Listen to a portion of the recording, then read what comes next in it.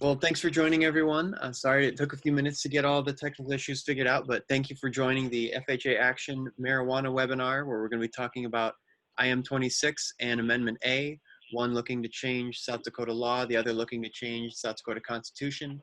Just an informational webinar, kind of taking a deep dive into those issues, what we could potentially see in our state if those are passed.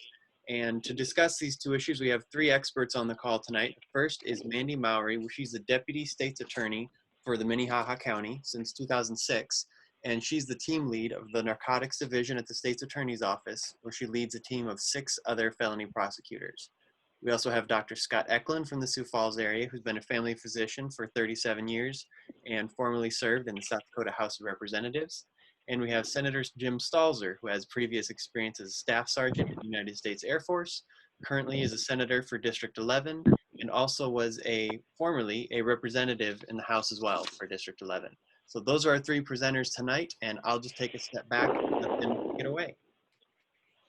Okay, sounds good. I'm just going to talk about medical marijuana, and I know Jim and Mandy are going to talk more about recreational and the medical as well. I just will start out just talking a little bit about, what does it mean to be a medicine, and what does the title medical marijuana really stand for? If you want a definition of medical marijuana, it refers to using the whole unprocessed marijuana plant or its basic extracts to treat symptoms of illness and other conditions. Medical marijuana is not and has never been approved by the Food and Drug Administration. There are some derivatives of marijuana that actually are medications that are used. There's 2 of them that come from the cannabinoids of marijuana. One is dronabinol, and the other is nabilone. And both of those medications are used to treat nausea and to increase appetite, primarily in patients with HIV/AIDS. So there are some derivatives that have been proven and actually have gone through the FDA process. And there's reasons that marijuana has never been approved. Some of those reasons is that, number one, it takes thousands, actually hundreds of thousands of patients to clear the FDA. They do what's called double-blind, placebo-controlled crossover studies, which are the best and the best quality studies to actually show if a medication is actually working, or if it's really just placebo. And also it tells it documents what side effects are. And we're actually seeing that even right now with this COVID crisis that we have. I think there's 5 different immunizations now that are actually in the process of being developed for the vaccine for COVID.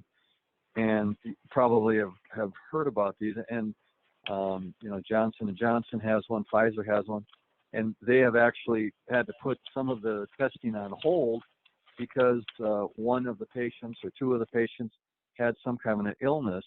And so they put, there's hundreds of thousands of people enrolled in these studies, but they put it on hold as they figure out what is exactly going on with these patients when they gave them the vaccine that they're trying to prove is safe. And so that's what the FDA does, is to make sure that these medications are safe.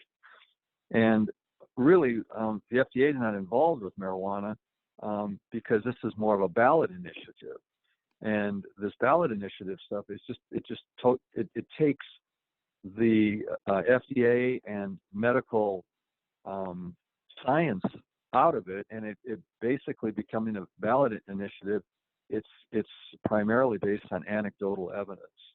And I know at one of my talks I talked about my uncle.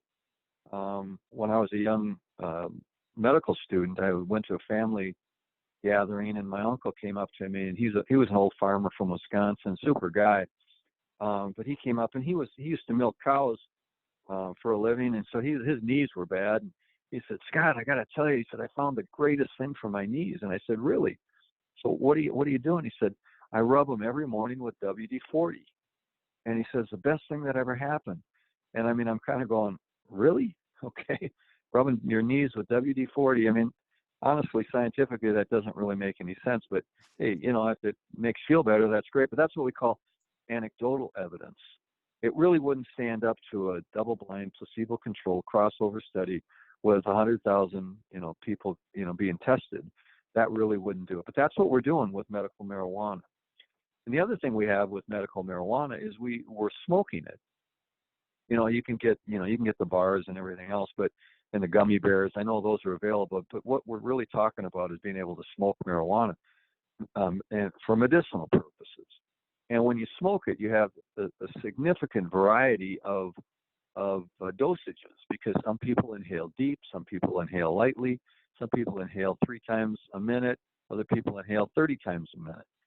And so the difference in the dosing, and you have to be able to control that for the FDA to be able to actually clear marijuana.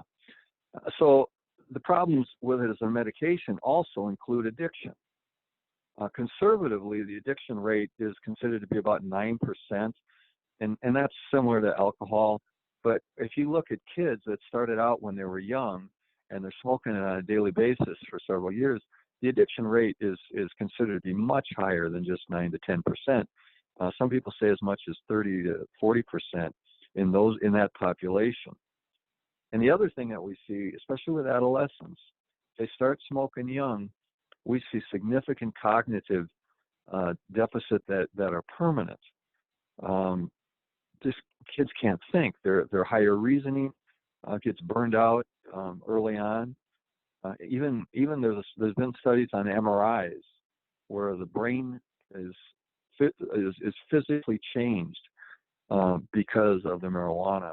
And then when you think about smoking, you know, physicians for years have been trying to get people to quit smoking cigarettes, and there's a reason for that. COPD is huge, you know, with cigarettes, but it's also a problem with marijuana. You see COPD, you see lung cancers. Studies have shown that lung cancers are much higher in people who are smoking marijuana versus those who are not. The amount of tar in marijuana is 3 times higher than cigarettes. The amount of carbon monoxide is significantly higher as well than cigarettes. So those are reasons that I'm not for medical marijuana.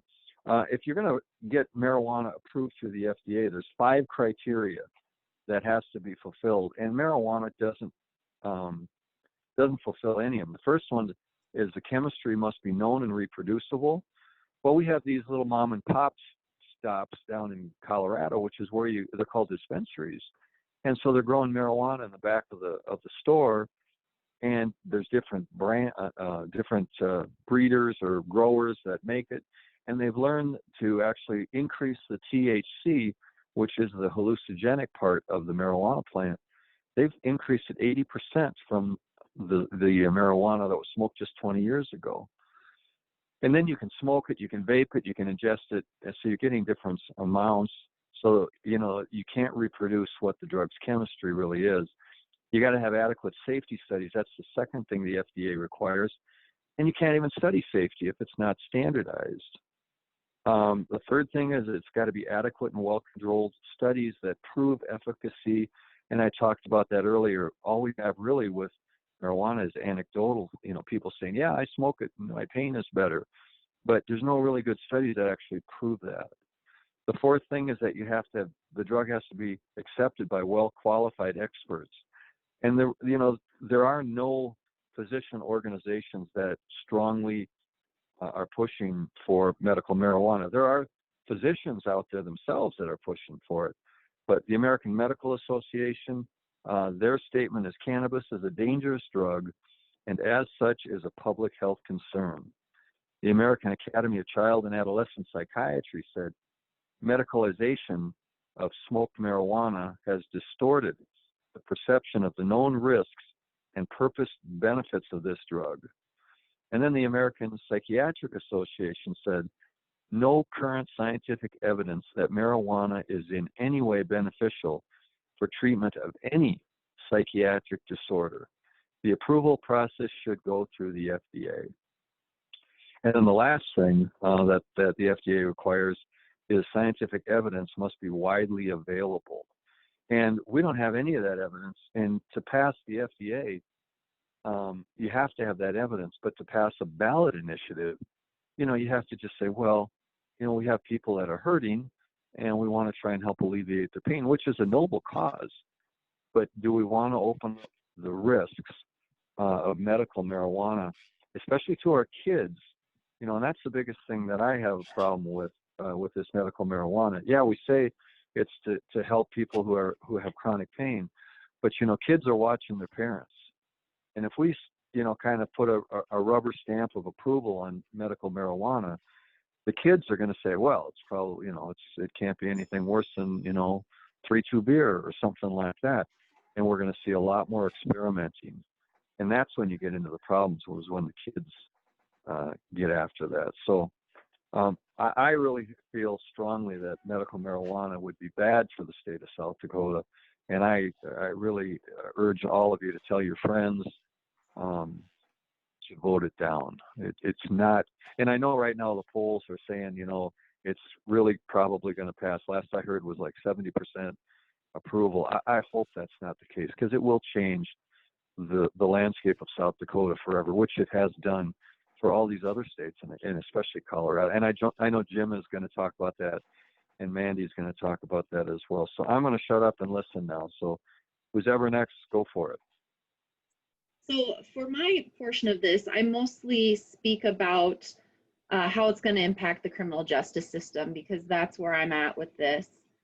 And a lot of my information comes from a study that was done out of Colorado. And Colorado legalized medical marijuana in 2000. So by 2018, we have a study prepared by the Rocky Mountain High Intensity Drug Trafficking Area, or for short, HIDTA. And so they started looking at how it progressed in Colorado. And I think that we could expect to see the exact same thing in South Dakota.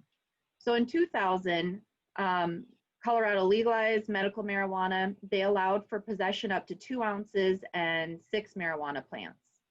That's pretty close to what initiated Measure 26 is proposing. That measure proposes medical use marijuana. They're allowing, though, 3 ounces of marijuana and may possess a minimum of 3 plants, as well as the byproduct from those plants. So we're talking about a very large amount of medical marijuana, and that's just what the initiated Measure 26 proposes. So when Colorado passed that, they went from 1,000 to 4,800 card holders and no known dispensaries. By 2009, legalization of marijuana was basically de facto, because it had become so commercialized with the medical marijuana industry, which then brought them to the end of 2012, where they went to over 100,000 card holders, 500 dispensaries, along with licensed cultivation, operation, and edible manufacturers. In 2012, Colorado finally had to legalize marijuana for recreational use for anyone over 21. It allowed for licensed marijuana retail stores, cultivation, and edibles. And that's pretty much what Amendment A is proposing, is to legalize marijuana for anyone over the age of 21. So Colorado, right off the bat, tells us a couple things. First off, we've got a pretty slippery slope. There's been a lot of push, a lot of argument that medical marijuana is to help people. But as Dr. Eklund explained, there's nothing to suggest that it actually does. There are legitimate FDA-approved drugs from marijuana that can still be used to help with seizures, to help cancer patients. Those things would still be legal, still be available through a medical doctor. You would get those things from a pharmacy. Medical marijuana, as proposed by initiated Measure 26, or even recreational use, is not coming from a pharmacy. It's going to come from a storefront where anyone can be selling it. There is no oversight on this. The people selling it can sell any potency level. They can sell any type that they might create themselves by breeding different plants. And so it also tells us that this is about money. And I know that there's a lot of discussion that this is going to bring in a lot of tax dollars, and I'll let Senator Stalzer talk to you more about that. But the reality is that it's going to cost far more than it's going to bring in tax dollars. And the people who really look to benefit from this are those dispensary owners.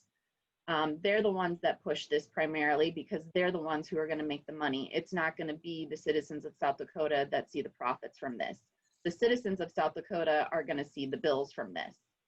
And so I want to talk about some of those costs and kind of focused on the criminal justice system. What we learned from Colorado is that traffic fatalities and impaired driving, what we would call DWIs, increased substantially. Since recreational marijuana was legalized in Colorado, marijuana-related traffic deaths increased 151%, while all Colorado traffic deaths increased 35%. So this is an enormous increase in basic DWIs, traffic fatalities. And part of this is because, again, there's no control over the potency of the marijuana that a person is using. Everybody reacts to it differently. Dr. Eklund talked some about the dosage. There's no guaranteed dosage amount. Whatever you buy from the store is the potency you're going to get. However much of that you use in one setting is how it's going to affect you. There's no set number that we can define to determine how many grams of marijuana is going to cause someone to be so impaired that they are capable of a DWI or something along those lines. It's all very unknown, and it's very determinative based on the amount of the marijuana people use and the potency of it. And there's no way that any of that is being controlled by the FDA or any other source. So then what about the actual marijuana use? Obviously, that increases substantially. Whether we're talking medical marijuana or recreational use, it increases a huge amount. And then that puts increases on other areas like public health. In Colorado, they noted that the yearly rate of emergency department visits related to marijuana increased 52% after the legalization of recreational marijuana. So we are having now people with extreme exposures to marijuana, whether we're talking children or adults. So we're seeing an increased use on public health. Another thing that Colorado saw is that the black market doesn't disappear. The Colorado task forces conducted 144 investigations of black market marijuana, resulting in 239 felony arrests, 7.3 tons of marijuana seized, over 42,000 marijuana plants seized, and 24 different states the marijuana was destined for. So the black market never goes away because, again, it's an easy way to make money, and it's the type of marijuana is not regulated, so it's still going to go on that way as well. Marijuana, as Dr. Eklund pointed out, is addictive. You know, it goes from having a joint and then all of a sudden you want something with a greater potency, which is then where we get the edibles. And edibles can be anything from the plant put into brownies, or they can look just like gummies. It looks just like candy, only it's been infused with THC. And the person infusing it is that store owner. It isn't infused by some FDA regulated situation.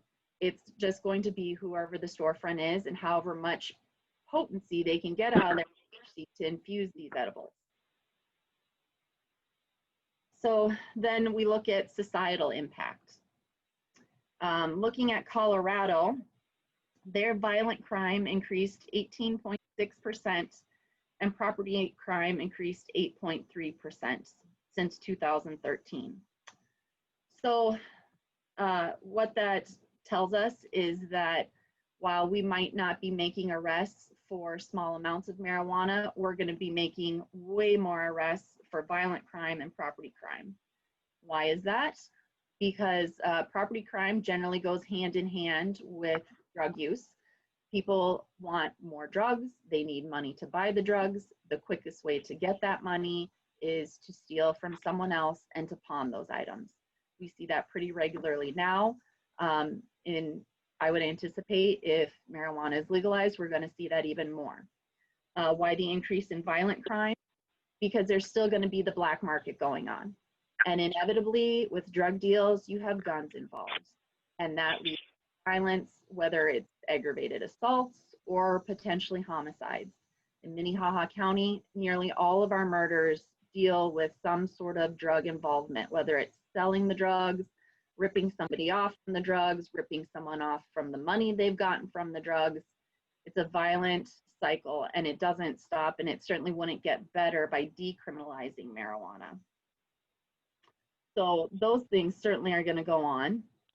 And we've talked about this, but the addiction, it's important to note that because as the THC content gets higher and the potency gets higher, it just leads people to want more and more. I don't deal just with marijuana. I deal with heroin, methamphetamine, cocaine, and it's very rare that I see people who use those sorts of controlled substances not start out with marijuana. Almost all of them begin with marijuana. And there are lots of reasons for that. People like to think that marijuana is no big deal. You can smoke a joint, it's no different than alcohol. But it is different because there's no way to know the content you're getting. So then when the marijuana isn't enough, then you're looking for the greater high. And so a lot of people turn to the edibles. But then when that's not enough, then you're looking at methamphetamine, heroin, opiates, something else to get that high. And once you have created a culture where marijuana is acceptable, I see more and more people, especially coming out of Colorado, who think that mushrooms and psilocybin is acceptable. I have multiple cases where we will stop someone, they'll have some marijuana, they'll have some edibles, and then they'll have psilocybin mushrooms, because in Colorado, where it's no big deal. And so now we have controlled substances in the mix. Now people have this idea that more and more is okay. They have a friends and a community, a network of people who believe the same way, who have connections then. Ways to get these other controlled substances, people they know you can buy from, areas you can go and get these things. So now we have created a society of people who think it's okay to use these substances and to go out and get them. And we give them ways to get there.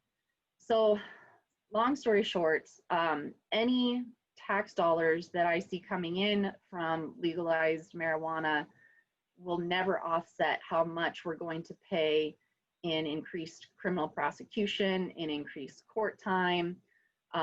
This is going to be increased need for law enforcement.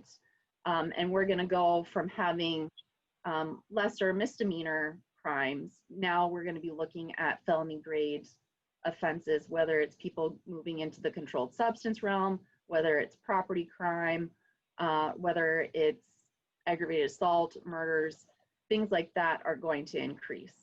And we see that happen in Colorado, and I suspect that it would be exactly the same here in South Dakota. So whether we're talking recreational use or medical marijuana, neither of them would be good for this state. And I'll let Senator Stalzer kind of explain about what it means that these items are on the ballot, but it really hinders our legislature in altering any of these things. So I think that's pretty much it for my side of things, and I will mute and let Senator Stalzer take over. Thank you. Thank you, Mandy.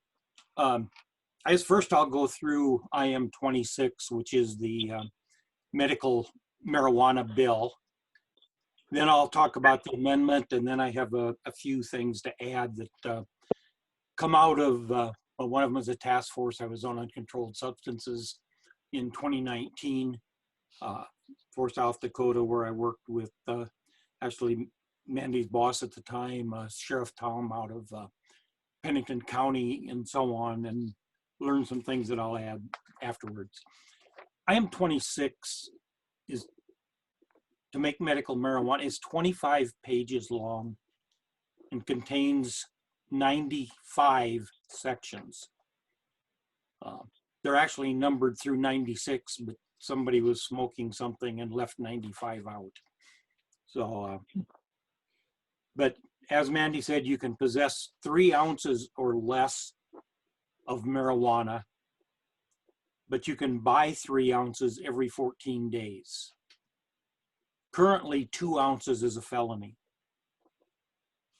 So, you know, we're not talking about, I don't know, you did the math, Mandy, last time. I think we're talking hundreds of marijuana smokes, or the equivalent of a cigarette, out of 3 ounces. So this can give you a pretty good habit. If there's no dispensary in your area, you're going to be allowed to grow your own, and the minimum is 3 plants. But your physician can increase that number. There is some restriction that you can only have 6 in a household, but you're able to grow felony amounts of marijuana. In other words, what would normally be considered enough to sell rather than just your personal use. Next thing that sort of shocked me was marijuana, and you're having a marijuana card, can't be used to determine custody in child custody cases, nor can you be denied visitation or custody of a child just because you have a medical marijuana card. Nor can it be used as proof of neglect or child endangerment in the event that children are not being cared for. So you can do your pot and forget the consequences on your minor children. You're okay to buy medical marijuana at 18, unless the physician and mom and dad say it's okay. In which case, minors will be able to purchase and have medical marijuana. It even goes so far as to require the K-12 school system to help the child in using the marijuana at school. We have to accept all permits from other states, mandated reciprocity no matter what their requirements are. If you don't happen to have a permit, but you can find a doctor that says that you probably need it, you can't then be prosecuted for using medical marijuana. Just the fact that you got a doctor that says you can get you around the law that says you're supposed to have a permit. It's a class 2 misdemeanor, which is the same as a speeding ticket. Say you're going 40 miles an hour in a 30-mile zone. That's all the penalty is. All the names of anyone with a permit are confidential. According to federal law, that if you're using marijuana or any controlled substance, your name is supposed to be turned in to the NICS, or the instant background check system, so that you're shown as ineligible to own a firearm. Well, this law says that those names are confidential, so that that's not possible to do. So it puts us immediately in conflict with the federal requirement. If you're a landlord, you can't refuse to rent to someone just because they have medical marijuana. A school can't deny you access to classes because you have medical marijuana. And the general population and people have to treat it just like any other prescription drug. So if you're legally able to take Valium or whatever, and you can't be arrested or fired, then the same is true with medical marijuana. That's true with your interactions with your employer. If the employer decides to drug test you and you have a medical marijuana card, he is to ignore the fact that you tested positive for marijuana because it's, for you, a legal substance. And even the government doing drug testing has to ignore the fact that you have THC or marijuana if you test positive and have a card. But again, you don't necessarily have to have the card. Just getting the doctor's okay and mailing in the application covers you. Now, the state has 30 days to process, or 90 days to process and get you a card. But in the meantime, you're perfectly legal to have marijuana. And Mandy has to figure out whether you've actually mailed in a card or not when the police pull you over because you ran into somebody. The only people who are prohibited from working in the marijuana industry or getting cards are people with violent felonies.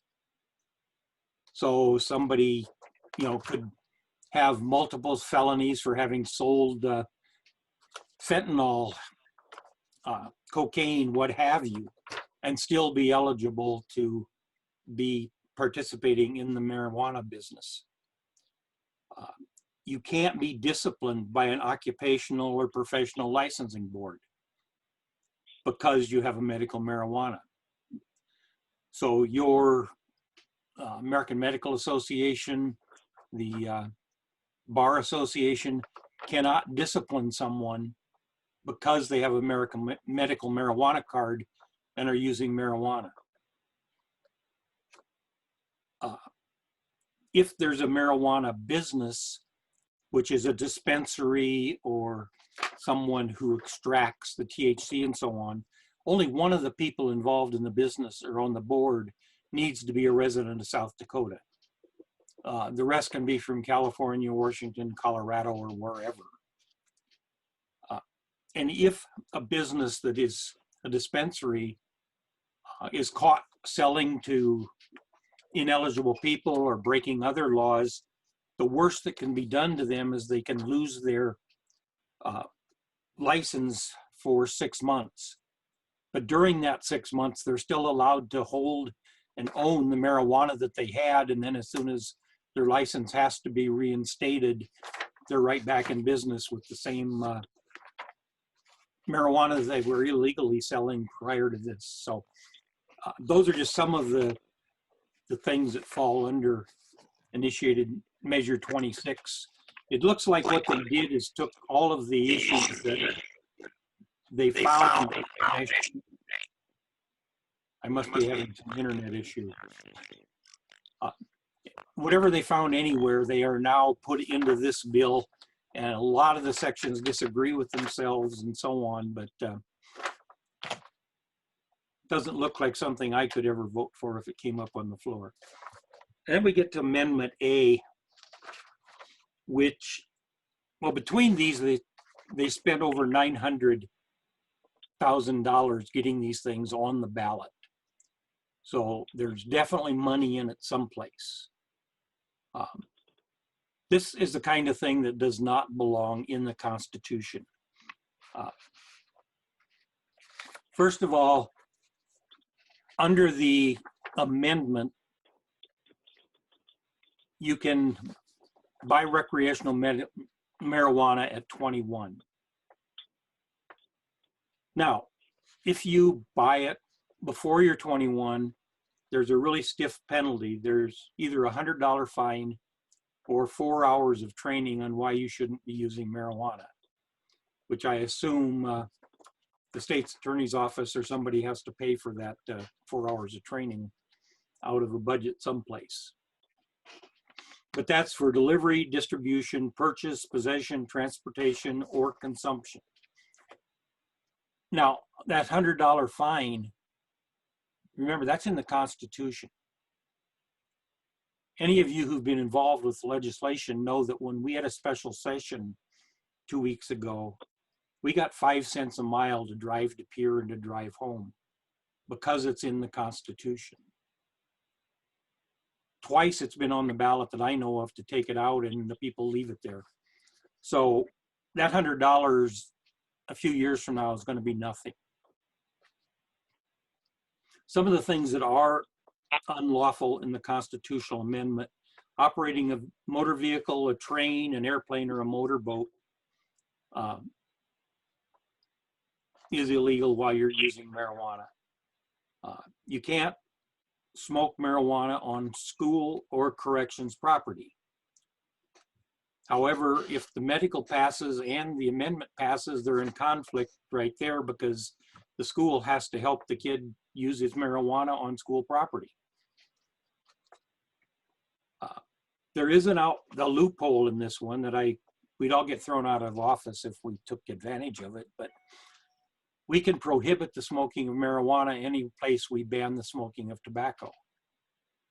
So they have a little loophole in there. If we ban tobacco, then we could then ban also the smoking of marijuana, even though it's in the Constitution. Consumption in a public place, unless it's designated, but again, the fine is $100, which is in the Constitution. So changing it takes, petition, it takes putting it on the ballot, and probably a 2-year period in order for the people to remove it. It is unlawful to have conduct that endangers others, or to, while using marijuana, undertake a task that would be considered negligence or professional misconduct.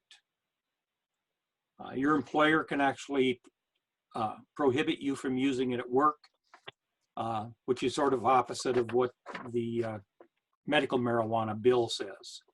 Again, in this case, a landlord can prohibit it, but under the other one, a landlord can't. Government buildings are prohibited, but some of the things that are lawful is possessing it, using, ingesting, processing, transporting, delivery, planting, cultivating, harvesting, drying, processing, or manufacturing not more than 3 plants.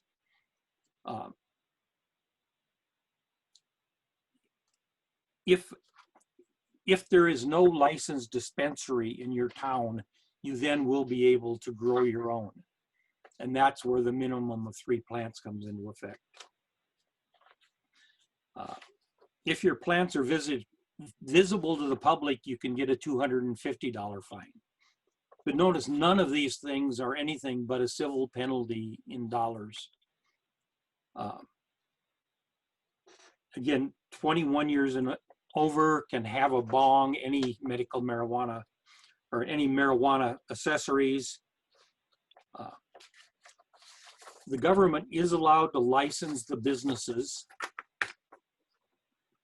and the government may promulgate reasonable rules. However, the courts get to decide what is a reasonable rule. The total fees for the businesses cannot exceed the cost of administering the program. If you apply for any kind of a business grant, whether you want to grow marijuana, you want to process it, you want to turn it into the equivalent of cigarettes, the government has 90 days maximum to okay your permit. The government can determine what security requirements are required for your dispensary. They can determine the qualifications for a license. They can determine what safety requirements are needed for edibles. They can determine what unsafe pesticides cannot be used in growing it. They can control advertising, and they can have inspection and track and record keeping requirements. And they are allowed to prevent sales under 21, but again, it's a maximum of $100 fine, so it's not a real heavy penalty. They can impose civil penalties, but again, not criminal penalties. They can control the number of licenses in a locality, but they cannot put in their own local penalty that is in excess of state requirements. They cannot do a search or asset forfeiture for marijuana. So you're assumed you're able to have it, and no matter what you've done, they can't take civil forfeiture. They can't take your pot away from you. Local government really can only control the time, place, and manner of the sale. The number of licenses.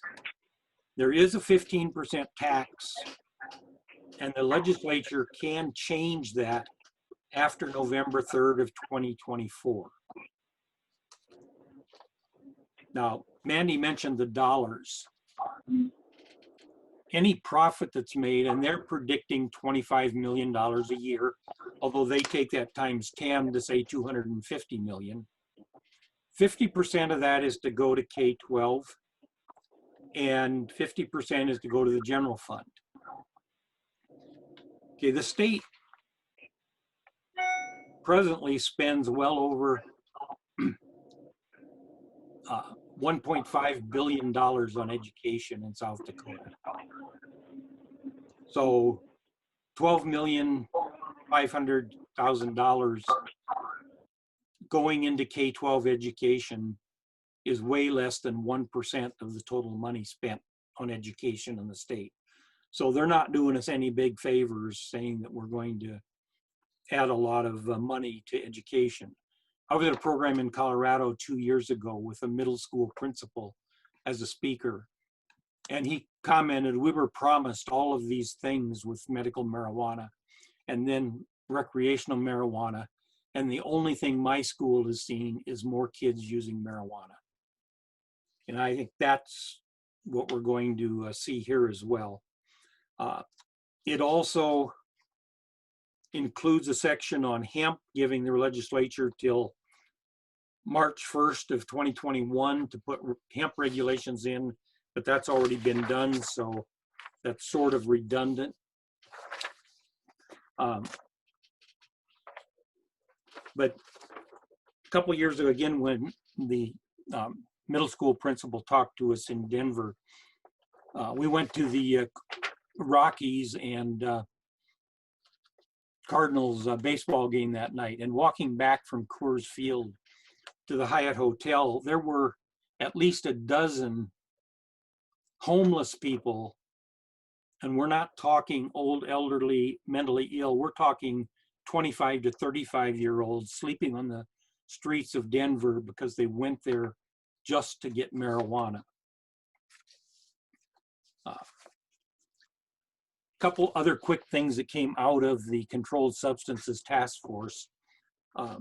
Well, this one didn't. It actually, the people who brought it to Colorado, there were three of them. George Soros, who most of you've probably heard of. The next one was Peter Lewis, who was president of Progressive Insurance Company. I do not know what's happened with that because he passed away in 2013. So I don't know if the current heirs that own Progressive are still involved in it or not. And the other person is George Zimmer, who was the founder of Men's Warehouse. But those three people are the ones who brought it to Colorado and have been bringing it to the rest of us.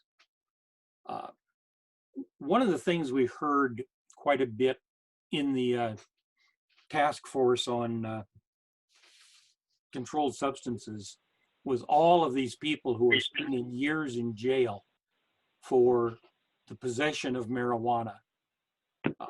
What we found was that anyone who was jailed for marijuana use had failed drug test 5, 6, and 7 times while they were on probation, and had to have weekly checks or whatever. And so it's a very small number of people. Again, the ACLU criticizes us because we have an ingestion law.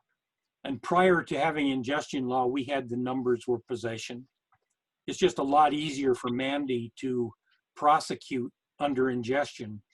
When you've done a blood test on the person and the evidence is there, there's no argument that that belonged to my boyfriend or my girlfriend or my next door neighbor. We know you used it. So that's the reason why we still have ingestion as a crime in South Dakota. It was brought before a committee and we refused to take it forward. I have one more thing I want to cover before I let the other two jump back in. And that's in Sweden, they have universal conscription for the military, sort of like our draft when I was coming out of high school, and my draft board decided I should take a trip to Southeast Asia. So I enlisted in the Air Force and took a trip to England instead. But anyway, they had 50,000 conscripts in 1 year. And their system was different than ours in that everyone was taken into the military. There was no college deferments or whatever. And these were primarily 18 and 19-year-olds born in 1951. They were asked to take 2 surveys. One of them was on their use of drugs. And 92% of them actually filled out the survey, even though it was voluntarily. And fortunately for us, unfortunately for them, they have socialized medicine. So they have full medical histories on all of these 50,000 people. Actually, there were 45,570 of them who filled out the survey on drug use. And within that group, they found there was a 0.54% chance of someone developing schizophrenia. But when they took it further, 4,290 of that group had used marijuana even one time. And within that group, there were 49 cases of schizophrenia, which is 1.16% of the users, which is double, more than double, those who had never used marijuana. And then they went on, and those who said they used marijuana 51 times or more, which is once a week for a year, probably not out of hand. There were 21 cases of schizophrenia there, or a 2.8% risk, which is 6 times the schizophrenia of people who never used marijuana, which is not necessarily to say that it's a causation, but what it is, pretty striking evidence that if you have a predisposition to schizophrenia or psychosis, which also came out of it, the use of marijuana, and particularly the heavy use of marijuana, greatly increases the odds that you're going to get the schizophrenia or psychosis. I'm going to real quickly mention 2 books, and I don't know if they'll show up.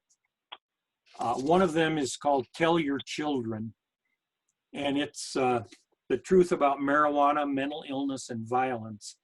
Everyone really should have to read this book before they vote on November 3rd.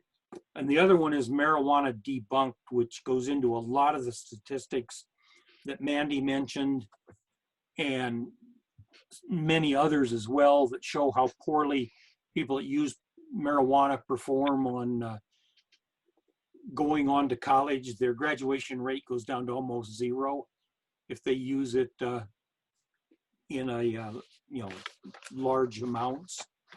So with that, I will be quiet for a while and see if Mandy and Scott have anything more to add, or see what kind of questions people have.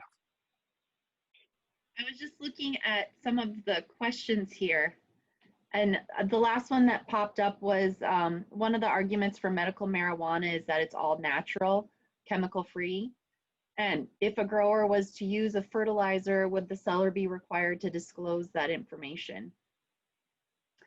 You know, some of the same arguments were made for tobacco, I'm sure. Tobacco also starts out as a plant, and we know what smoking cigarettes does to us. And maybe this is more a question for Dr. Eklund, but I would suspect we're going to see the same damage smoking marijuana as smoking tobacco. And again, there's nothing that says that the grower has to really tell you anything about that.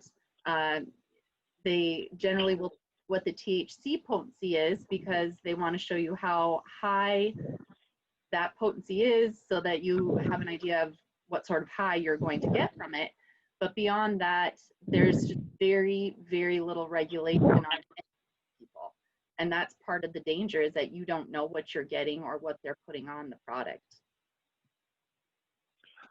Well, I agree with you, Mandy. To call marijuana, actually a medication is really a stretch.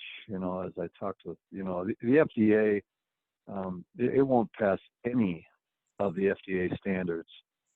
So, yeah, some of them may be putting fertilizer on. Who knows what that effect is going to do? It probably is going to go up into the plants.